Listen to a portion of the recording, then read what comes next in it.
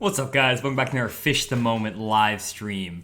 Live today from Northwest Arkansas as usual, and today I'm going to be breaking down some sonar images from my fish finder from the month of May. And if you guys checked out my last live stream, you may have seen that I looked at some sonar images from May as well in that live stream, but I got caught up in a bunch of questions and things like that. So in this video, my plan is to actually try to go straight through the images and kind of give almost like a fishing seminar or like a fishing class almost on these sonar images and talk about all the different things that I can cover with these images first before I get to any questions. Then I'm going to jump into the questions at the end of the video in the last 15 minutes. And so just wanted to kind of lay that out there, a little bit different structure for the live stream today, but that's kind of what I have or was recommended to do by a lot of people in the comments in my last stream. So thanks again everyone who was commenting and who made those suggestions. And so basically today, guys, going to be a bass class from what people are calling me Professor Fish the Moment or something. I don't know, there's some weird nicknames going on, but either way, see a bunch of guys are already in here. Already got a $4.99 super chat from Kid Iraq. Thank you so much for that. Said for email time. Don't worry about that, man. I'm happy to respond to emails, but thank you for the super chat. Really appreciate it. And got some of the regulars in here. We got Terry. We got Timo. I'm looking forward to the lesson as well, man. We got Ken, Joshua, Daniel, Mike, Ulysses, Josh. All kinds of guys who are normally here. Robert, good to see everyone in the stream. And so kind of like I mentioned at the top of the stream for some of the guys who were just joining in, I'm basically going to run through this stream in one take. I'm not going to break it up and go and answer a bunch of questions, things like that. But basically what I want to do is cover the information uninterrupted so that I can get all my thoughts out. I can finish my statements, things like that. I know that that was a little bit annoying to some people in the last streams. Thank you so much, Josh Single Footer, for the $2 super chat. Thank you so much. I really appreciate that. And let's see what else we got here. What's with the long face there, Kid Iraq? Did I miss you? How's it going? I think I got you at the beginning, but let's see here. I don't know what the frowny face was for, but let's see here. Okay, what's up, Keith? We got a bunch of people in here. Awesome. So I know I'm not jumping right into it. I want to give some people time to join in, but if you guys are watching this video back, just skip ahead a few minutes, and I'm just wait for everyone to get everything going and get in the stream. And so what I'm going to do here is while we're waiting for people to get on, I'm going to pull up my sonar images that we're going to be looking through today. And I'm going to kind of go through some of the images that we already looked through and kind of go through them again just to kind of give a refresher to this image. And then after I give a refresher, I'm going to actually show images from Navionics of these spots as well so that you'll get a feel for the Navionics and how that works. I'm also going to talk about my graph settings and a few other things that are going to really help you guys out. And it's all the information I was trying to get out in my last video, but it flew by so fast. Trying to answer questions, things like that. So again, if you guys have questions, just put @FishTheMoment, put a bunch of question marks, and I'll come back to those comments at the end of the video. And then if you're commenting after this video is uploaded to YouTube, just go comment in the video description, and I'll try to answer as many questions as I can in this video or in upcoming live streams that I'll be doing as well. So anyways, good to see everyone in here. We got Larry, we got Keith, let's see here, a bunch of guys. So Daniel Wood, thank you for the $5 super chat. Really appreciate that. Appreciate all the super chat, guys. It really helps me out a ton. Trying to make this business work for myself, and thanks to all my Patreon guys who are on Patreon as well. So anyways, I'm going to just jump right into these sonar recordings. Not going to be looking at chat a ton. I may jump into chat for a few minutes here and there if there's something interesting, but I want to basically roll through this as best I can. So what I'm going to do is I'm going to pull up this first sonar image, which I talked about in my last video, and basically this is some really nice brush piles that are planted on the base of a drop. But there's actually a ledge that I'll show in Navionics here in a second, and this is a really nice brush pile. And if you guys want to kind of get the basic of how to read a fish finder, how to identify these images, I have a video on my channel that will be linked in the description of this YouTube video when it gets posted to YouTube, this live stream, which is my complete guide to fish finders and fishing electronics. and you'll be able to go watch that video, and I explain in really simple terms how to interpret all these images,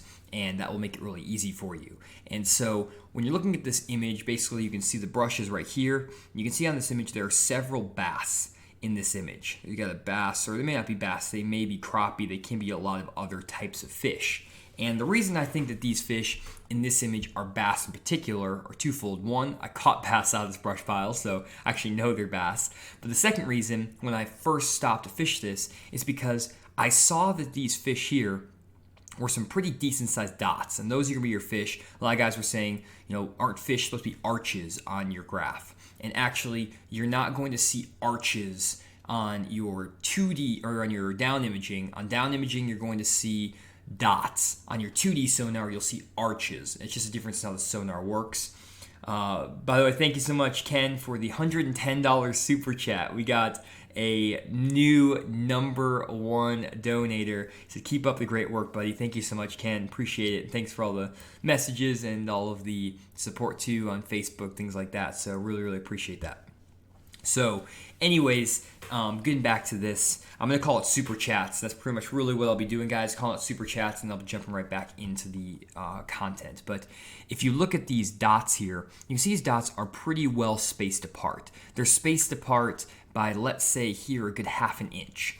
And the way I think about bass compared to other species of fish is that bass kind of are like people a lot of times, where they like to have their own personal bubble. And when you're walking down the street, things like that, you don't want to be bumping into a bunch of people. You don't like people in your space. You want to have your own personal bubble. And bass are kind of the same way. They maybe have like a foot to 16 inches of space around them, or they don't like to have other bass really getting around in their space. Maybe if they're walking down a busy street or maybe a busy ledge where there's a bunch of fish there, they'll kind of swim by each other. But they like to have a little bit of space. Or crappie and a lot of other bass, like white bass, things like that, not other bass, but just white bass and crappie, they like to get really tight together, and they group up really, really tight. All the super chats are flying in, by the way. Sorry to keep, I said I'm not going to interrupt here, but there's so much going on. So Bruce Clayton, thank you so much for the $100 super chat. Congrats on going full time. Want to support you in your work as you help us to fish better, and some more daytime one-on-one lessons, and add some more daytime one-on-one lessons sometime. Will do, Bruce. Thank you again so much for the super chat. Really appreciate that. Appreciate the support for the longest time now.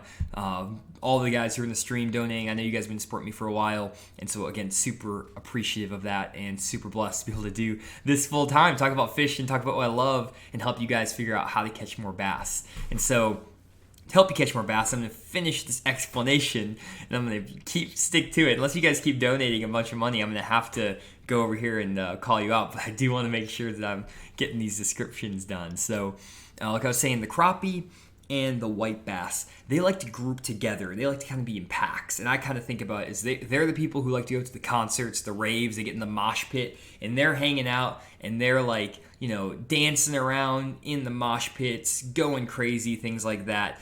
And they want to be right on top of each other, no problem.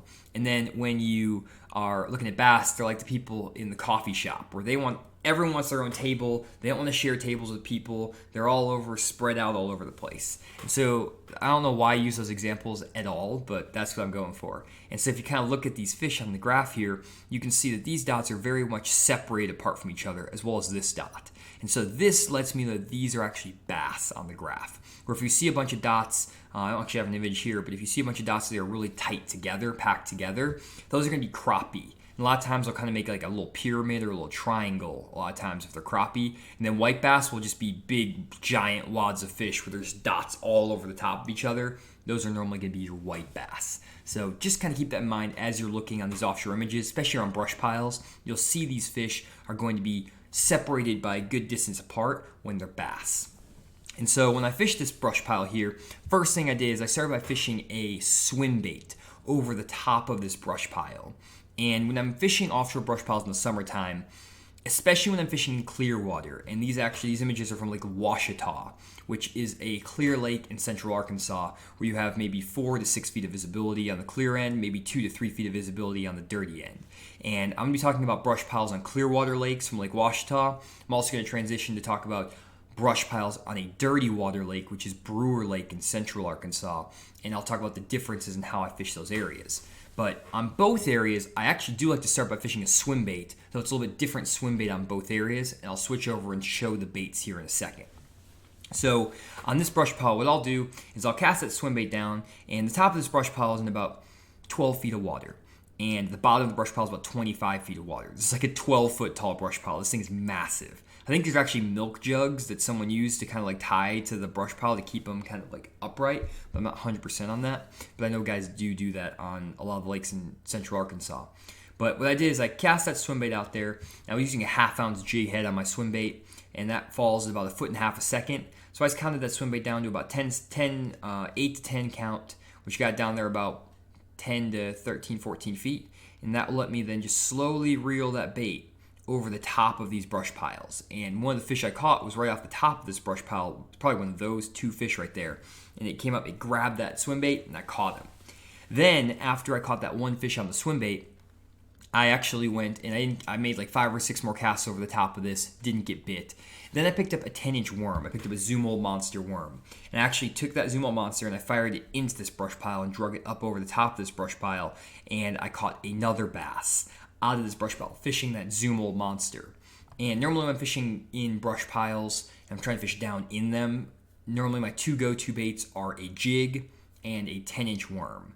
And I'll fish the 10-inch worm on clearer lakes, and then on the dirtier water lakes, I'll go to a jig.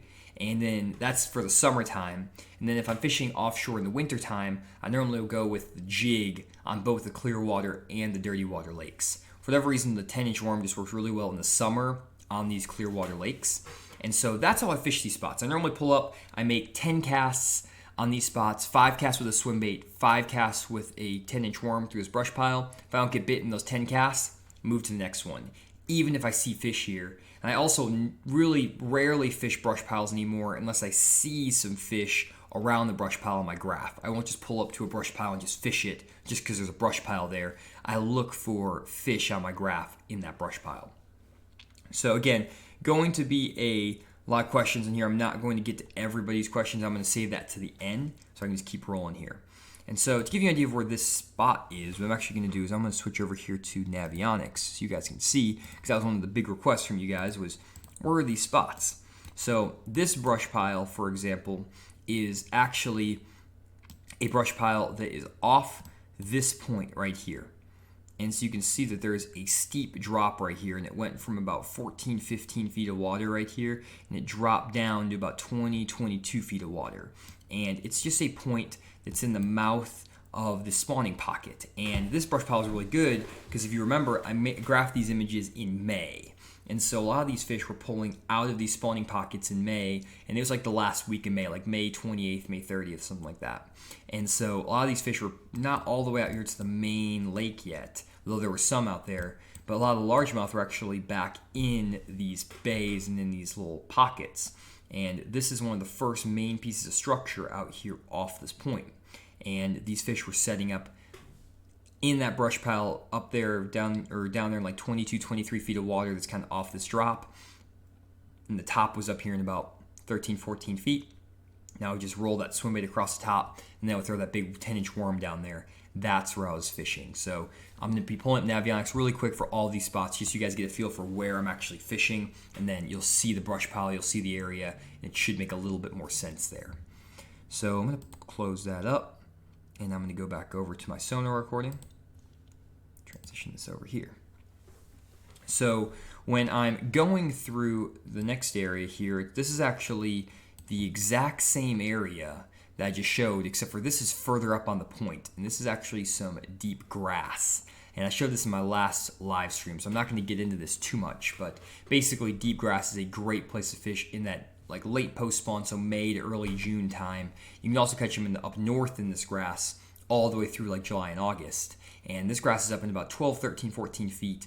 You have some higher stalks of grass right here, and then you have some kind of thinner or shorter grass that's like 3, 4 feet tall.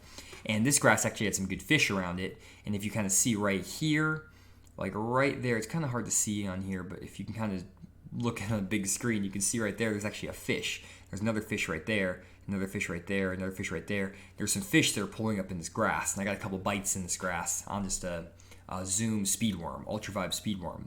And this is a really good bait to fish in this grass when it's kind of short. Then when you get that really tall grass, a lot of times I like to punch it with a jig. And a lot of times when you get this grass, it's super thick, especially on lakes like Lake Chickamauga, a lot of lakes up north, Minnetonka, places like that. The grass will grow almost all the way to the surface, so you can't really graft for those fish. But when you get grass like this grass is in like 12 feet of water, 8 to 12 feet of water, and it's about 3 feet tall, a lot of times you can actually pick out some fish suspended over the top of the grass. And that's one of the easiest ways to find fish in these grass beds, where when you're fishing in this really thick grass, the only way you can find them is by just pitching a big jig in there, fishing, flipping the grass, stuff like that, maybe fishing a frog over the top of it, and just fishing until you run into fish. Where on these shorter strands of grass, they're only 3 feet off the bottom in like 8-9 feet. A lot of times you can actually graph over them and find fish in the grass. So that's pretty cool. And you can tell it's grass just because it kind of just looks like grass. I don't really know. And it also is going to be consistent. You can see it's pretty consistently going across. I don't know. It just kind of looks like grass. I thought I had a more profound explanation for why that was grass, but apparently I did not. But let me pull this up over here. You'll actually be able to see my Navionics really quick of what's going on here. And so if you take a look at my Navionics right here, you can see it's the exact same spot right there where I found those fish. So it's literally right there, but the grass is actually up on top of this. It was way up here. So that brush pile is out here, caught some fish. There's also grass up on top of here, also caught some fish. And a lot of times these fish, when they first move offshore, they might pull to this grass in like mid-May. Then later into May, those fish will pull offshore out here on these brush piles. And then as you get later into the summer, more fish are going to pull out these pockets, and more fish are going to pull into this grass. More fish will pull out to these brush piles, and then these fish will start to transition out here towards the main creek channel, these main areas. And I do see all the messages about making videos about natural lakes, guys. And I have been trying to add natural lakes into my lineups and my videos and explanations, but I do plan on making a complete video on how to fish offshore on natural lakes. I know a lot of guys are always telling me, my lakes don't have creek channels, they don't have offshore structure, they have no contour lines, my lake is a foot deep the entire way across, and there's no way you can fish offshore. And I hear that comment probably 30 times a week. And so I want to break down how you can look at natural lakes, because you could definitely find fish offshore on contour changes, on structure, on those natural lakes. It's just way more subtle and less pronounced than the images I'm going to be showing here. But I will be making videos on natural lakes and how to look at them, how to compare, like, this is a natural lake, this is the lakes I fish, like the reservoirs and stuff. How do you compare them? How do you take what I'm teaching on the reservoirs, transfer them to the natural lakes? Because a lot of stuff does transfer. You just have to change your mentality and how you think about it just a tiny bit. So just putting that out there. Let me go back over here. So when you graph over this grass is really good. You can either graph for them and find them, or then you just have to fish and just fish a ton of grass. And that's kind of how you find those fish, is just by putting in the effort. Next up, we have some deep trees that are out here, and these are some really nice offshore trees that are in about 30 feet of water. And these are actually off the tip of a deep point. And if you look at these trees, you can see there's one tree that's standing straight up, another tree that's kind of at a 45-degree angle. And so when I'm looking at these trees here, you'll notice a couple things. One, I see a couple little balls of bait fish. I see bait fish right here. I see bait fish right here. And a lot of guys, when I go do on-the-water fishing lessons, I've been doing those a lot on Table Rock Lake recently. Actually just went today on Table Rock on an on-the-water fishing lesson and found some pretty good fish offshore. Caught some 3-pound smallmouth on a hair jig. Caught some other good spotted bass. So if you guys do want to book an on-the-water fishing lesson, where I can help you interpret these images, find these offshore spots, learn how to use the right baits, how to rotate these offshore spots to be really effective offshore catching fish, especially for tournaments, or if you just want to get better at fishing in general, book an on-the-water fishing lesson with me at fishthemoment.com, and it definitely help you out. I do lessons in the Northwest Arkansas area, around eastern Oklahoma, southern Missouri, Northwest Arkansas, Grand Lake, Table Rock Lake, place like that. And I can also do lessons in central Arkansas, like within 2 hours of Little Rock. So anyways, these areas here are just these trees, and if you kind of look at this tree right here, you see that there is maybe 1, 2, 3, 4 dots around this tree, and then in this tree you could actually see that there's some fish that are very tightly grouped together. 1, 2, 3, 4, 5 fish. And what I found is that these fish right here were actually crappie. These were not bass at all. And so these are some little crappie that were out here. And then there's a couple more fish over here, which I don't know what those were, but this is just some crappie in the top of a tree. And again, you'll notice that those dots are very, very close together. And then these dots were more spread apart, and I think these were actually bass, but there were only like 2 of them. And so I don't really think that, I didn't even actually fish on this spot. This is just, I knew this was crappie because again, those crappie are going to group really tight together, and they're basically going to hang out just right next to each other. Again, kind of do like the rave, or like get super packed together. And so those are going to be your crappie, and then your bass are going to be more separated. So I didn't even fish this spot. Also, I didn't see a lot of bait fish around here other than this little tiny wad of bait and like a little bit of bait there. So I just basically assume that that's crappie. And then this kind of looks like some sort of mythical creature. There's like a beard, you have a little horn, you have an eye right there. I don't know if my imagination is going crazy, but it looks like a Star Wars character. I don't know if you guys are seeing that. It looks like this is a head. I don't know if you're really seeing that, and this could be the body. Maybe I'm going crazy. Maybe I'm seeing things. But, sometimes you never know what's down under the water. There's some crazy stuff that people will put under the water. Maybe this is like a full-size Star Wars statue or figurine someone put down there. I have no idea. Anyways, I don't know if my sonar imaging is that good. But here's another spot that I found that looked pretty good over on Lake Ouachita. Actually caught a couple fish off this spot. And this is just a really nice rocky point that drops off into deep water. And so right here, this rocky point basically is, you can see there's 1, 2, 3, 4 fish off this spot. And I pulled up here and actually fished a swim bait over the top of this, caught 2 fish off of this. So I caught 2 of these 4 fish. And then I also started fishing a shaky head down there and caught a few more fish actually out here on these points on this rock. And a lot of times, I'll talk about this more in upcoming live streams when I have some really good sonar recordings from Table Rock Lake that I'm really excited to share with you guys. And I'm also doing videos on that in the next week or so.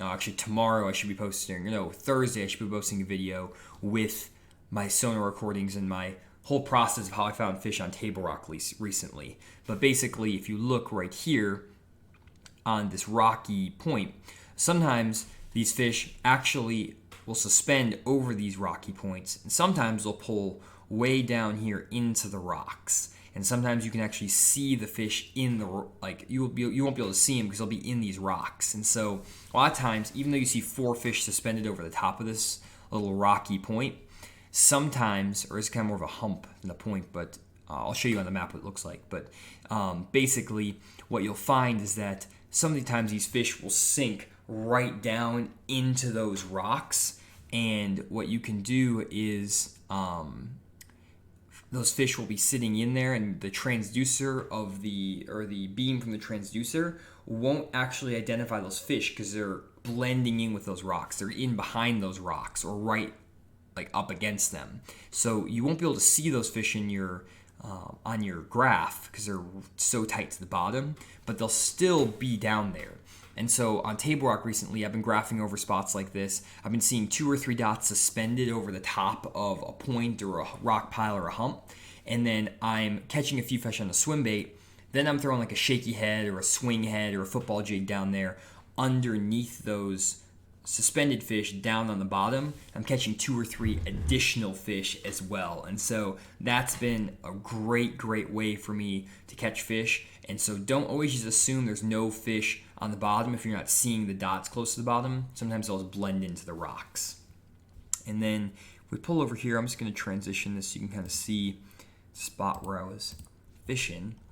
And this spot is, if we come up over here, there's a couple different areas, but this spot was right here. Actually, it was this one right here. And this is a little high spot. This is a spot that's really good. It's going to be a great area for you guys to look for on your home lake. And so right here if you look at this area, you'll see that the contour lines are very, very tight together. They're really tight together right through here. And all of a sudden, you have this big area where there's no contour lines, and it kind of almost comes to like a little, like an oval shape right here. And there's no contour lines. That is a high spot. Basically, the bottom of the lake here is higher off the bottom than the surrounding area, and that's what creates that rock pile. And basically, the high spot is where harder bottom was not eroded away. So all this area around here was all eroded away. It's like silt and dirt, and this was all eroded away. But this is staying higher in the water column because it's actually that thick rock. And so that's that rock pile. That's where those fish were, and that's where I was catching them. And so it was just off this. If you kind of look at Lake Ouachita, there's just a bunch of stuff that just kind of looks the same. And so when I came in here to actually graph for this fishing, I was practicing for an on-the-water fishing lesson. I literally just took my boat and I just drove over literally everything. I just kind of came in here, I graphed around this point in like 25, 30 foot of water, graphed down through here, graphed all around here, kept graphing around here. I graphed the top of this, I graphed the top of this, I graphed over here, I graphed down this, I graphed over here. I literally graphed everything. And what I found is I was consistently seeing fish in about 20 to 25 feet of water. And so I would keep my boat after about an hour of graphing, finding those fish consistently in that 20 to 25 feet. I'll keep my boat in about 20 feet of water. And when I run my graphs with this, I run down imaging. Let me switch over here real quick.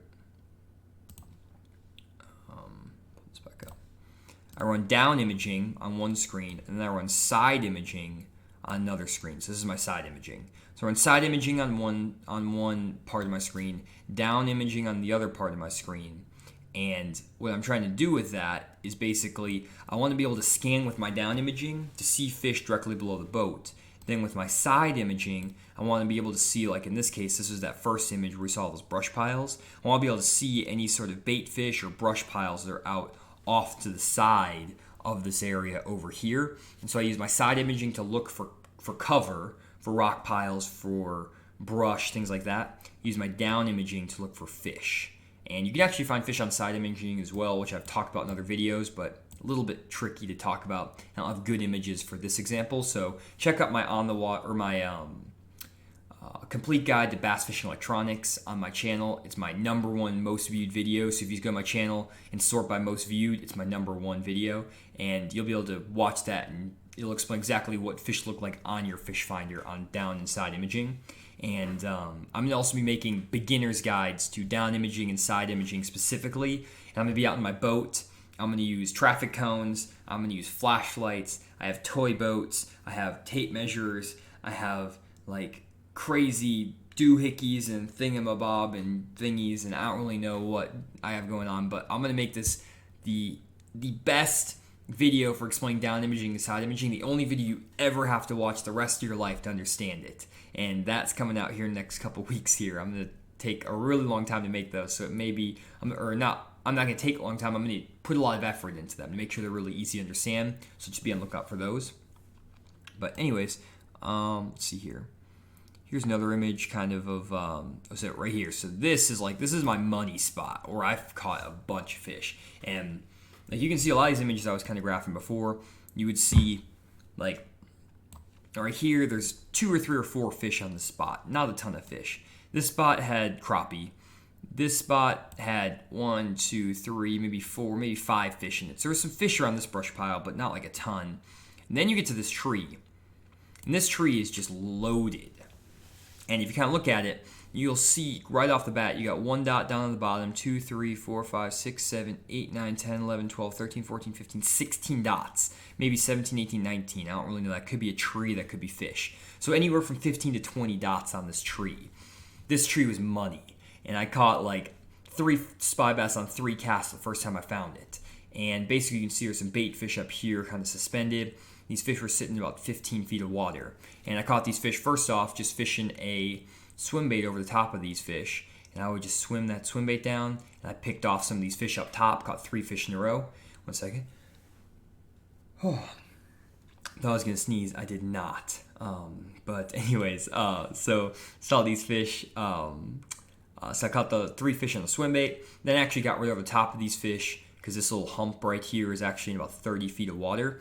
I dropped a drop shot down here and caught another 2 fish on the drop shot off this spot, just fishing vertically. And this tree is just, again, one of these really tall brush piles that someone put out here. These are man-made brush piles. These are not normal trees.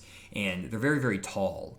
And so guys like to put out these really tall trees and brush piles because they know that these spotted bass like to suspend in these trees. And they suspend up here. You can catch them on the swim bait, stuff like that. And so this is what I'm graphing for. When I go graphing, I'm looking for this right here. This is like money, like really, really good spot you need to be looking for. This is what the guys were looking for during Major League Fishing events on Table Rock. This is what you need to be looking for if you're fishing a deep, clear lake in the summer that has brush piles. Especially if your lake has like 100 feet of water or more in the center of the lake and you have like 4, 5, 6 feet of visibility. That's where you need to be looking, is for this. And if you can find a spot with 10, 15 dots, going to be really good. And, these areas, again, this spot took me 2.5 hours of graphing to find this spot. I literally drove my boat for 2.5 hours. And I'm showing you these spots. I think I'm only going to show you, let's see here. Yeah, I'm showing you 4 spots here. And 3 of those spots I caught fish on. One spot I found crappie. That was in 4 hours of graphing. I found 3 bass spots, 1 crappie spot. That's it. I found a few more areas that kind of looked okay, that had some decent fish on but weren't like really, really good. But in 4 hours of graphing, I found like really 4 spots. I think I caught a few more fish in a few other spots just randomly, but 4 good spots in 4 hours of graphing. That's 1 spot per hour. And so a lot of guys, they think that offshore fishing is like magic, where it's like if you can pull up a contour line map, you just look at the map, you go out there, guys drive over a spot, they graph for 5 minutes, and then they catch them, and they think that that's like, oh, that's offshore fishing, you're done. That's definitely not the case. You have to put your time in and your effort into graphing and looking for these fish. And I'm going to be making a lot of videos about this coming up, about how you can switch your mindset, especially for the shallow water fishermen out there, to think like a deep water fisherman. And I have a very specific way I think about it, which I'm going to make a video on. I'm not going to spoil on this. I'm going to stick to topic and stick to these graph images, but want to kind of keep this going. And so we're about 32 minutes into this, so I kind of want to skip ahead a little bit here to some of the other brush piles I found on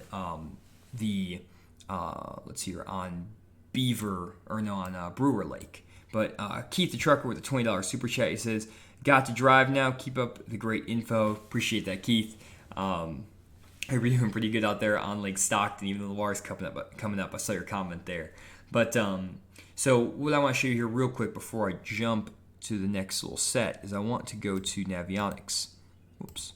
I want to show you where the spot is. So this spot is, if we look, this is where that little high spot was, right there. And then here's where this hump is. It's take it back. It's right here. It's not there. It's right here. This is that spot right there. And this is where those fish were on these trees. These trees were literally right there on my graph. And so it's just a spot where you have really deep water out here, like 90 feet out in front of it. It's 30 feet up on top. You have this flat spot and you had 2 really big trees. And this spot looks to me just as good as this spot does, as this spot, as this spot, as this spot, as that spot, over this spot, like here. There's 1,000 spots out here. I graphed all of them though. I literally graphed around these islands for 2.5 hours, and I found a group of fish here and a group of fish there. I didn't find a group of fish in any of these other islands while I was out there. And so it's like mind-numbing because you're like, why are there not fish in all of this stuff? But you just have to, it's like finding a needle in a haystack, guys. You have to graph for so much time. But when you find them, I caught 4 fish off this spot, 5 or 6 fish off this spot. Just in that 2.5 hours of 2 hours of graphing, I caught 10 fish. So in 2 hours, I caught 10 fish. And I fished for about a combined total of about 19 minutes. So I graphed for 2 hours, fished for 19 minutes, caught 10 fish. That's how offshore fishing goes. And that's how I catch all my fish offshore. Is I'm just on my boat. I'm literally driving. I'm listening to podcasts. I have a podcast pulled up and I'm like, oh, two hours. Cool. Let me find a 2 1-hour podcasts. I listen to 2 episodes of a podcast while I'm just driving around, just kind of hanging out, driving. Oh, there's some fish. drive in, found some more fish. That's kind of how that works. So just to give you guys an idea, it's a lot of hard work. Offshore fishing is not magic. A lot of guys think it's just as magic where you just go out there and the guys who are good at it, they just, can pull up on spots, just start catching them offshore. All the best offshore fishermen, they graph for hours and hours and hours and hours to find these spots to be able to catch them. And some of the guys are better, like I'm pretty good at figuring out kind of which areas those fish are going to be in, what the fish look like on my graph. So that helps me do it even quicker. So for me, it takes me 2 hours to graph that whole area and find those fish. It may take you 4 hours when you first start because you have to know how to graph over the areas, how to maneuver your boat, what you're looking for on your graph, all that stuff. So again, can take a lot of time, this offshore fishing, but it's really worth it if you figure it out. So I'm going to skip the side imaging for these spots just real quick because we kind of talked about that a little bit. I'm going to skip this too because I want to get to these deep brush piles on Brewer Lake in central Arkansas. So Brewer Lake is a completely different lake from Lake Ouachita. Lake Ouachita has 130 feet, I think at its deepest point, or maybe even deeper than that, 150 feet. Has 6 to 8 feet of visibility in some parts of the lake, super, super clear. Where Brewer Lake is a very shallow, muddy lake that maybe has 3 feet of visibility at its max. And the fish on Brewer Lake love to set up in brush piles. And this is an image of one of those brush piles that I found that had fish. Before we do that, I want to actually show you on my Google Earth what Brewer Lake looks like. And just give me 1 second. I'm actually just going to get a drink of water really fast.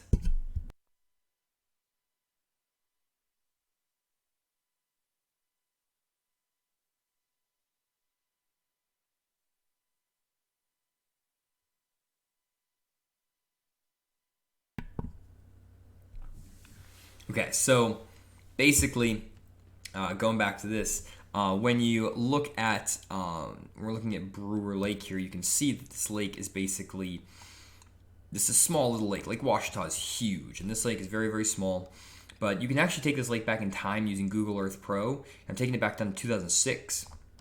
You can actually see all of these places where the game and fish in Arkansas have actually dropped brush piles out here. And the place I'm going to show you specifically where I caught these fish in May is in this cove right here. And basically I caught some really good like 3 to 4 pound bass in this cove. And again, this was May. So a lot of the fish, the lake was actually about 7 to 8 feet high. And so it was actually flooded up into these bushes. But the lake was so high that you actually couldn't get back to where the fish were because the bushes were so thick. The bass were like way up here and you can't actually get to them. So instead of trying to fish up in the bushes where you couldn't get to the fish, I fished offshore, and I was looking for brush piles that were actually pretty shallow, that were anywhere from normally in about 10 to 12 feet of water, like these brush piles right here. And also the brush piles are in the mouths or in the backs of these creeks. And so a lot of times when those fish first spawn, they'll pull off to these, right after they spawn, they're going to pull off to these first little brush piles in the mouths of these little cuts. They'll basically spawn up on these banks. Then right after they spawn, they'll pull into this brush pile, this brush pile, this brush pile, that brush pile, maybe this brush pile. You can actually see them. I'll zoom in a little bit more so you can see them right there, right there, right there, right there, right there. They're kind of really bad quality images because it's from 2006. But these are all brush piles. And so what happened is when I was fishing this spot in May, normally these fish will pull up, even by the end of May, they'll pull up into these brush piles really strong. They'll also get into like the brush piles. There's a bunch of them over here that these fish will pull into. There's also rocks and stuff. But because that lake was so high, it was flooded like all the way back into here. A lot of these fish hadn't pulled off these bush lines yet, but a few fish had, and a few fish pulled back out to these brush piles that were really close to the spawning areas. And so those are the areas I'm about to show you where you can actually find these brush tops and find these fish. And so these brush piles are in anywhere from about 15 to 18 feet of water. And basically, if you look at this area right here, this brush pile, so my down imaging is just right here, and you'll see on this down imaging that there is actually some fish on this graph. You'll see 1, 2, 3, 4, 5, 6 fish suspended over this brush pile. And then you'll see big balls of bait fish. You'll see 1, 2, 3. There's like all these little tiny balls of bait fish out here. And a lot of guys get confused by what a ball of bait fish versus what a dot, which is a bass, looks like. And so if you look right here, these in my mind are balls of bait fish because the size of these dots. These dots are very big, and it's kind of hard when you don't know what you're looking for, what you're looking at, to know relative size of things. But just know, when I have my graph set on, normally I take auto range off my graphs. I turn auto range off. I basically set my depth range to about 60 feet, 40 or 60 feet. Here I was setting it at 40 feet because the deepest water I'm going to graph is 20 feet deep, 25 feet deep. And then on Washita, I was graphing all the way out to like 35, 40 feet of water, so I put my depth range at about 50 feet or 60 feet. But anyways, when you have your depth range at 40 or 60 feet, the dots are going to be very, very small, like that dot right there, that dot right there, that one right there. These are very, very small dots. And the way that you can tell that these dots are big fish or small fish is actually by how bright the dots are, not by how big the dots are. And so most bass are going to show up kind of as these same little size dots. Some of the really small fish are just going to be tiny specks. You might have a little bit bigger dot, like right there, that's a little bit bigger dot. That may actually be some bait even, but that also may be a little bit bigger bass. And the dots like here, that's just big balls of bait fish, or they may be like trash fish, like a big carp or something. And so the way I set up my graph is I normally try to set my graph so that my dots, for the most part, are almost kind of ghosty and translucent. They kind of look like you set transparency on the dots like 50%, so you're almost like see-through. And the way I do that is on my hummingbird units, I set my sensitivity between 8 and 10. So I take my stock sensitivity comes 10, 10, so it's out of 20. So 10 out of 20 is stock. I take my sensitivity most of the time on really clear water lakes down to 8. And then fishing a muddy water lake, I might go to 9.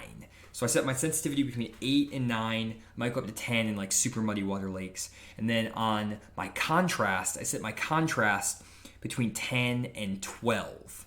So 10 and 12. And I normally, when I'm on really clear lakes, I go to 12. When I'm on really dirty water lakes, I'll go to 11. And so that's kind of where those settings are. And I always set my sharpness on my hummingbird units to medium. You have to set sharpness to medium or these dots will not appear. If you think your hummingbird graph sucks and you're like, I can't see anything on this hummingbird graph, set your sharpness to medium. Those dots will appear immediately. And then all you have to do is use those couple settings. Also set your transducer to 455 kilohertz. Don't use the 800 kilohertz on the hummingbird. That's going to be the 800 or the 800 kilohertz is for salt water or for super deep water. 455 kilohertz is for fresh water. But anyways, and then for the Lowrance, I'm going to be making videos about all this, guys, too. I'm going to go make a video about my graph settings here in a little bit. I think like probably Saturday or Sunday this week, I'll make one about my graph settings. And I'm also going to try to get graph settings on as many graphs as I can during my on-the-water fishing lessons, whether that's the Lowrance hook units, the hummingbird helix units, the Lowrance Gen 3 carbons, all the graphs, Garmin's, Ray Marines, if people have them. I'm going to try to ask people if I can actually record all the settings I actually set up on the graphs, because normally I'm pretty good at getting the settings on all the different brands of graphs right in about a minute or two. I can normally kind of figure it out if it's a new graph pretty quick. But basically, with those settings, what will happen is that the image is going to get a little bit more dull and transparent. And these dots are going to be kind of ghost-like. So like that dot right there is kind of ghosty. That dot right there is kind of ghosty. And then when you get a really big dot or a really strong return where there's either a big fish or we have like a big ball of bait where there's lots of fish, you'll see a very bright return. Or like right here, you'll have some nice hardwood, and this will be a bright return. And these dots that are very ghosty, those are going to be your smaller fish, like the 12 inchers, 13 inchers. And the dots that are very bright, those are going to be your bigger fish, your 3 and 4 pounders. And on your Lowrance units, just take your sensitivity. If it's a Lowrance unit, like a HDS Gen 1 or 2, take your settings from like 70% is stock for sensitivity. Take it down to like 64, 68, somewhere around there. Just take it down like 3 to 10 or 3 to 6 or 7% and drop that sensitivity down. That will make these dots more transparent, and it'll make the bigger dots pop brighter. It'll also make a lot of these trees and stuff a little bit more transparent too. And then if you're using the newer Lowrance units, it has like A 0, A plus 1, A plus 2. Take it down to like A minus 3 or A minus 4. You'll be good. So I know it might not make sense for some guys when I'm talking about all those settings, but that will make sense to some people. There's not very many people on tonight. I wonder what's going on. I wonder if I just picked a bad time or if people are not really liking my live streams anymore. That would be not good. So I didn't really put a lot of notice on this one though either. The guys, apologize on that. Been kind of swamped recently with everything. So here's another brush pile, guys. I want to kind of talk about this one. I've got about 15 minutes left, so I should have plenty of time to get through all these images. But with this image right here, this is another brush pile. Basically, again, it's one of those like row of brush piles. They're like this one right here, there. It's like basically in order. It's this brush pile, then this one, then that one, then that one. That's these images I'm showing. So just so you guys know. So this brush pile right here I graphed over. If you look at this brush pile, I see no dots around this brush pile. There's nothing. It's just empty. And if we go back to this other image, you'll see I have 1, 2, 3, 4, 5, 6 dots around this brush pile. And so this brush pile has no dots. This brush pile has dots. So this brush pile, I completely skipped it. I did not make a single cast here because I did not see any dots around this brush pile. I didn't make a cast. I completely ignored it. This brush pile, on the other hand, I actually made 2 or 3 casts with a swim bait over the top of this, didn't get bit, then fished a football jig through it and caught 2 fish out of this brush pile. And so you kind of might be wondering, well, one, how do you know there's no dots there? Well, if we take a look at this brush pile, for example, and look at that, and compare it to this next brush pile, here you can see there's 1, 2, 3, 4 dots, 5 dots, very clear over the top of this brush pile. This brush pile is actually where I caught like a really nice 3.5 pounder out of this brush pile on a football jig. And a lot of times, guys will see a brush pile and think, man, this is a juicy brush pile. This is awesome. And I'm just going to fire that, they'll fire a jig down there, they'll fire a swim bait, and they'll be like, you know what? This looks so good, I'm just going to fish it. It just looks like a good brush pile. There has to be fish in it. Even though I'm not seeing them on my graph, they'll fish it, they won't get bit, and they're like, man, why didn't I get bit on this nice looking brush pile?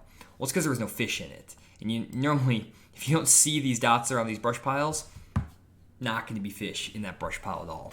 And so basically I'm going to graph these brush piles, as many as I can, especially on some lakes. If you find a lake that has brush piles, a lot of times there's going to be a lot of brush piles out there because you'll have crappie guys, night fishermen, stuff like that, who just drop brush piles like crazy. They just get like addicted to it. I swear, people, if you find like one cove that has like one brush pile, chances are there's like 40 brush piles in that cove. I don't know why, but people just go crazy. When they start dropping them, they're like, ooh, I like that spot. Ooh, I'm never dropping over here and over here. And so it's very rare to find like 1 or 2 brush piles on a lake. If you find like 2 or 3, you're probably going to find like 10 or 15 or maybe like 150. Like on Brewer Lake, there's like I wouldn't say 1,000. There may be 1,000 brush piles on this lake because there's so many. There's probably about 100 good ones, maybe 100. And then there's probably about 900 old, decrepit crappie tops people put in there. They're just bad, and there's like a few sticks.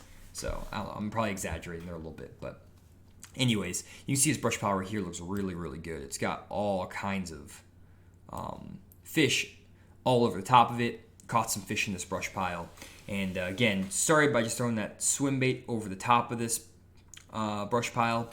Didn't get any bites on the swim bait. I'm not going to get as many bites on this swim bait when I'm fishing these brush piles in general with my in the dirty water lakes where they have like 2 or 3 foot of visibility, but you will get some bites. And just so you guys know what I'm talking about for these swim baits real quick, go to Tackle Warehouse. You guys remember, if you use the link in this video description or the description of any of my videos for Tackle Warehouse, click that link. It just takes you straight to the Tackle Warehouse like homepage. Then I will get a little bit of a cut of the profits of all of your purchases, which helps me out. So if you do want to help out the channel and you are buying tackle online, just click the Tackle Warehouse link in my description. It'll take you straight to Tackle Warehouse. As long as you buy your stuff on that page and then check out right away, I will get credit. So if you are actually going to like check out, even just close out the tab, reopen it through the link on my YouTube page, and it'll come back and your cart will be saved, and then check out. Again, I'll get credit for that purchase. But anyways, what I like to fish in these brush piles when I'm fishing swim baits is I fish 2 types. First, I'll fish these paddle tail swim baits. The first one I fish on the dirty water lakes is I'll fish like the Berkeley Power Bait Hollow Belly swim bait. So something like this. I like this IU color. This one's really good. Or the Gizzard Shad. That's also a really good one. I fish these two colors, and I'll fish this in the 5-inch version. So the 5-inch version is paddle tail swim bait. I'll fish on like a 3/4 ounce or a 1/2 ounce jig head, and I'll reel it over the top of those brush piles. And when you have 2 to 3 foot of visibility, and then when you get really clear visibility, like 3 feet plus, I like to fish a Kitech. And so I fish just a Kitech fat impact fat swim bait. And my favorite size is the 3.8 inch. And I throw a 3.8 inch. I throw a 3.3 inch when the bait's really small. I'll throw a 4.3 inch when I'm trying to catch bigger largemouth or just bigger fish. My go-to colors in this bait, I really have 3. One is the Electric Shad. Love this color. This is like one of my all-around go-to colors. Another color that I really like is, let me find it. Going through here, I like this Pro Blue Red Pearl. Very, very good color. It's a little more subtle. It's a little bit, has a dark finish to it. I like that a lot. That works really well. And then just the Sight Flash. This is my other color I go for. So the bright white. Sometimes I just kind of mix up those 3 colors together, and I'll fish them in those 3 different sizes, and you're going to be good to go on this Kitech. And I fish with, let's see here. I don't know if this is going to work, but I'm going to put a swim bait head. Different swim bait heads you can fish. You can just fish like literally any of these. Just find the cheapest one. That's what I go for. Like this one, I don't know. These look expensive. These are kind of expensive, but whatever. I'll fish these. I like to find the cheapest jig heads I can find because I break off so many of them and get them hung in the brush piles. So I actually sometimes order them online, and you can get them a little bit cheaper. But this is just a 3/4 ounce, and then you get the 1/2 ounce. The 1/2 ounce is really good when I'm fishing those Kitechs. Sometimes I go down to a 3/8 ounce if the fish are up in like 10 feet of water. They're really shallow. I'll go to 3/8 ounce. When I get deeper than when I'm fishing about 15 feet or more, I'll go to a 1/2 ounce. And then when I'm fishing in that dirtier water, I'll go to a 3/4 ounce. And the reason for that is I don't want to fish that bait very slow in that dirty water. I actually want that tail of that Berkeley paddle tail, that hollow body swim bait to be working. And so when you're working it over the top of a brush pile, let me switch back over here real quick. When you're working this thing back over the top of a brush pile, and it's grinding through there, basically you can reel that thing really fast. And that'll get that paddle tail working. You'll give off that vibration. And when you have 2 foot of visibility, that vibration will get those fish to come in and grab that bait a little bit better in the dirty water. Where the Kitech, when I'm fishing it in the clear water, I'm just barely crawling my reel handle, just barely turning it. And that Kitech has such good action, it'll paddle tail around anyways. And I'm fishing it really slow down there deep.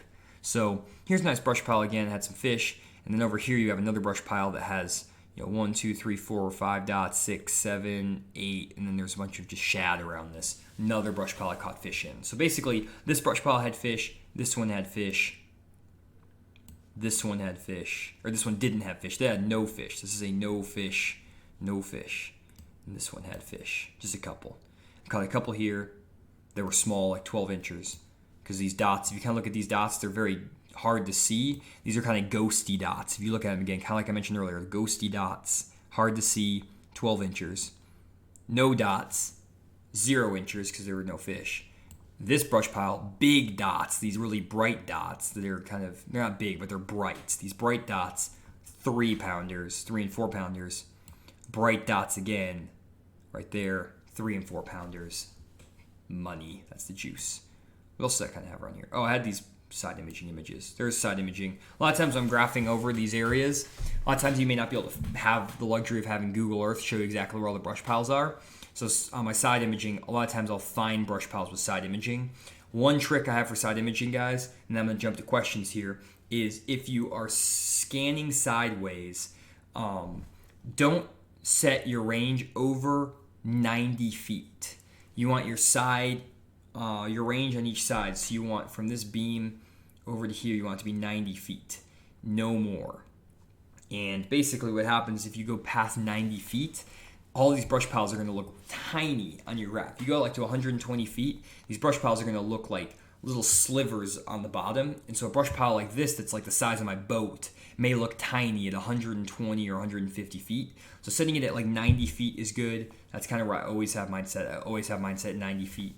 And I just set it, and this was at 90 feet, and it gives you a pretty big size brush pile, and it's pretty easy to pick that out as you're just like listening to your podcasts, driving down, listen to Planet Money, your business podcasts as you're driving down the lake. And you can see as you're getting enthralled by, the interest rates and inflation and things like that, you can spot the brush pile as you're engrossed in all that great business knowledge. And you can spot those brush piles no problem as you're spacing out. So here's all these areas. Can't really see. You can see a couple fish in these brush piles in the shadow right here. I've talked about that in the past a little bit, though it's a little bit hard on these. And this is the brush pile that had like nothing in it. And then one more brush pile. These had some fish in them. But sometimes you can see the fish in the brush piles. Most of the time, though, I just kind of look for the brush pile in my side imaging. I see it. Then I drove my boat here, and I missed that brush pile. I just kind of caught the edge of it. So now what I'm going to do is I'm actually going to re-graph this. I'm going to drive back over, and I'm going to go straight over the top of this brush pile to try to see this image right here, where you actually get the whole brush pile in view and see those dots. So that was 56 minutes of straight talking, guys. I always do 56 minutes of straight talking, I guess, but that was no breaks, no change. Here's another brush pile, by the way, where I caught some fish. There's not in that area, but some dots. Got some good fish there. Anyways, that is going to do it for the lesson tonight. Students, hope you enjoyed tonight's lecture. Next week on Fish the Moment, Sonar Lessons 1001, your fishing college course for this week.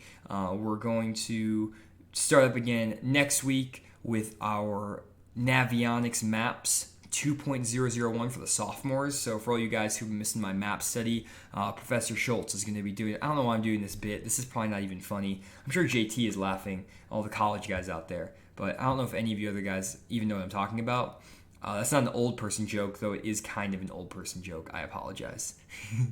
Anyways, so let me go over here and take a look at just a few questions. I'm going to try to answer this.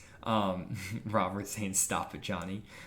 Anyways, so going to go through here and run through some of these comments. But if you guys are going to jump off here and you are leaving the stream, thank you so much for watching. Really appreciate you joining the stream. Thank you to all the people who donated with super chats. We got Kid Iraq. We have Josh Singlefoot footer with $2. We got Daniel Wood, Ken Rodman with the new highest donation for the stream. We got Bruce Clayton with another great super chat. Bruce has always been great donating on the stream. Thank you so much for your support over the last pretty much year, Bruce. Really appreciate that. And Keith the Trucker is always in here with the super chat. So I'm going to run through some of these comments. Hopefully JT and some of you guys are cleaning up the comments as I'm talking through here. But I'm going to answer questions for 5-6 minutes. And I've actually been up since 4 a.m. So I'm probably going to get off here, get to bed, and I'm going to be on the water again tomorrow making more videos on offshore ledge fishing. I'm going to probably teach you guys how to fish baits like a hair jig, a swim bait, deep diving crankbaits, how I actually graph offshore ledges. Got so many good videos I got to make, guys. You have no idea. I'm so pumped. There's so much content to make. But anyways, let's see here. Let's roll back up and see what you guys have been saying. There's a lot of stuff, I think. Robert Turner says, ever use LakeMaster PC software instead of Navionics?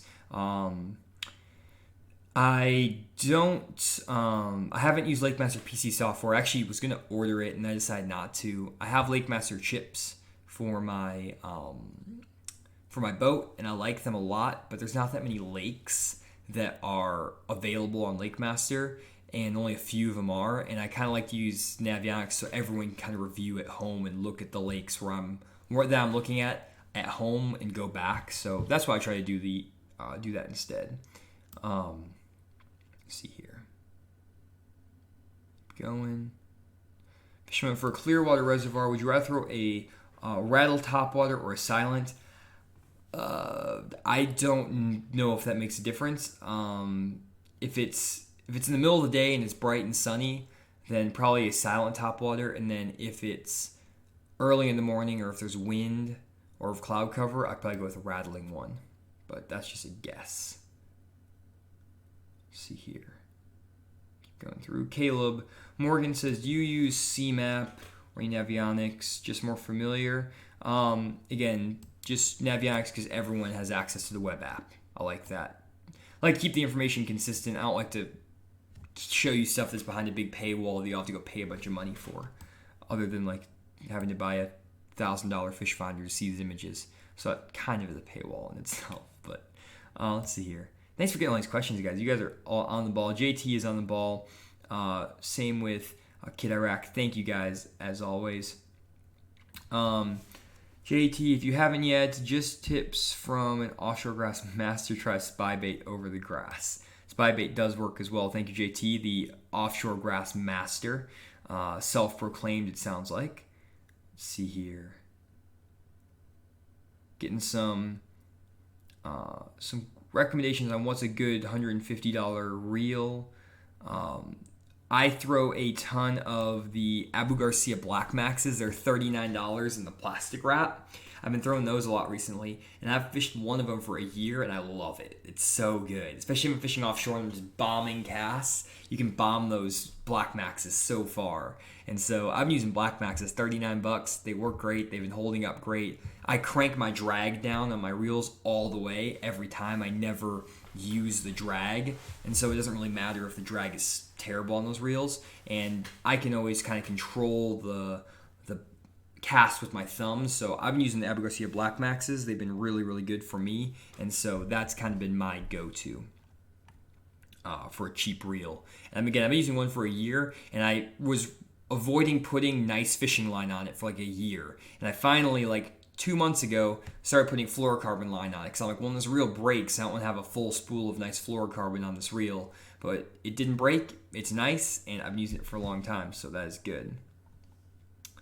And Daniel Wood says, just getting some questions answered. Caleb says, is there a certain depth offshore you stop fishing grass, or you go deeper, straight to the larger grass sections, things like that? So, Caleb, I just keep trying everything. I'll start in 5 feet, I'll go to 10 feet, I'll go to 30 feet. I'll just kind of fish everywhere until I start getting bit or I start seeing a bunch of fish on my graph. Once I start seeing my graph, or like in the deep grass, sometimes you can't graph for those fish in the grass. So I'll just kind of punch a jig and stuff, and I'll just fish 10-foot grass, 5-foot grass, 30-foot grass, anywhere. And once I start getting bit, I'll start replicating that depth range. Let's see here. No one's talking about the Black Max. Man, guys, you guys are missing out on the Black Max $39 reel in plastic wrap. You guys are missing out. Maybe it's you have to be a 2-time national casting champion to be able to use the Black Maxes effectively. That's what it probably is. My fishing, my casting pedigree is helping me cast those Black Maxes better. I don't know. Let's see here. Just joking with that, guys. I was a 2-time casting kids national champion, but I don't think that's why I can fish a Black Max. I think they're just really good reels. Let's see here. Ton of people asking about reels. I guess I need to make that video about the reels because you guys are missing out on that Black Max, I'm telling you. Robert Turner, how far are you side scanning? Okay, I think I answered that before. That's perfect. Keep going. There's a lot of questions. Tons of questions. Actually, there's a lot of people just... There's actually not that many comments today. You guys were just listening. You guys were great. You weren't passing notes in class. I don't know why I'm using that bit. Let me know if you think that's funny or if that sounds like condescending. Please let me know so I can stop doing it immediately if you guys don't like it. Let's see here. What's the best fish finder? Recommendations on the first fish finder? Yeah, one guy said the best fish finder is one you can afford. I like the Lowrance Hook series, like the Hook 7 or the small like 7-inch hook units. Those things are really nice. If you're just gonna get one fish finder, if you want to get 2 fish finders, one for the front of your boat, one by your steering wheel, one by the trolling motor, then if you want 2 graphs, make sure they can link together so they can share waypoints. And so if you're going to do that, you may want to pick up like some of the old Humminbird 998 and 798 units, some like the old Humminbirds used. or buy like some of the cheaper Humminbird Helix units, like the Helix 7s or the Helix 5. The Helix 5, you can have the waypoints up front. You can have a Helix 7 or a Helix 8 in the back, and then link those waypoints together, and that will get it done as well. But I like Humminbird because they're a little bit cheaper and a little bit easier to use sometimes than Lowrance. The Lowrance are pretty easy though, but you can normally get a little bit cheaper. Let's see here. Ken said, you're doing a great job. Keep up the great work. Have a few Black Maxes, but when you have access to nicer Gen 3 and 4 Revo models, why bother? That is true. Let's see here. Cool. Some guys talking about the Black Maxes. But yeah, I think that's pretty much it. Can't wait for the hair jig video. Me neither, because I've been crushing them on the hair jig. Today I caught a 3-pound smallmouth on the hair jig, and you're just like, I caught like 4 fish on 4 casts on table rock, largemouth on a hair jig. Then I went to another spot like today. That was a couple days ago. And then I went today, started the morning with a 2.5-pound spotted bass, then caught a 3-pound largemouth on a 1/2-ounce hair jig. So it's like the best kept secret that everyone knows about. Or it's like the secret that everyone knows about, but no one actually uses the secret. Like everyone knows what a hair jig is, I feel like, who fishes offshore, but still nobody fishes it. But I'm probably going to ruin that. I'm probably going to have everyone having a hair jig on the front deck of their boat. So maybe I shouldn't share it, but my whole goal is to share all of that. And then I have to find the next bait that I'm going to use that's secret and then fish that for a little bit, then tell you guys things like that. But anyways, hope you guys are enjoying the stream. And basically, what brand hair jig? Kyle's asking. I use this one from Academy Sports. I have 2 I use. My favorite is one from Academy Sports. It's a striper hair jig that's like $1.99. I have no idea what brand it is. It's the cheapest hair jig I can find, and it's at Academy Sports. But anyways, I'm actually going to end the stream here, guys. Thank you so much for watching the stream. If you're still here, if you've been here the whole time, thanks so much. Really appreciate you sticking around. Listen to me talk about fishing for an hour. Let me know in the comments, guys, if you've made it all the way to the end, if you like this format better, where I talked for the majority of the video in the seminar format, where I just kind of talked straight for an hour instead of having it be all choppy. And then hopefully you guys like that, and hopefully you guys will join me for next live stream next Tuesday night, 8 p.m. Central Standard Time as always. I'll try to get that notification out a little bit better as well. So thank you guys for checking out the stream. I'll see you guys in the next one.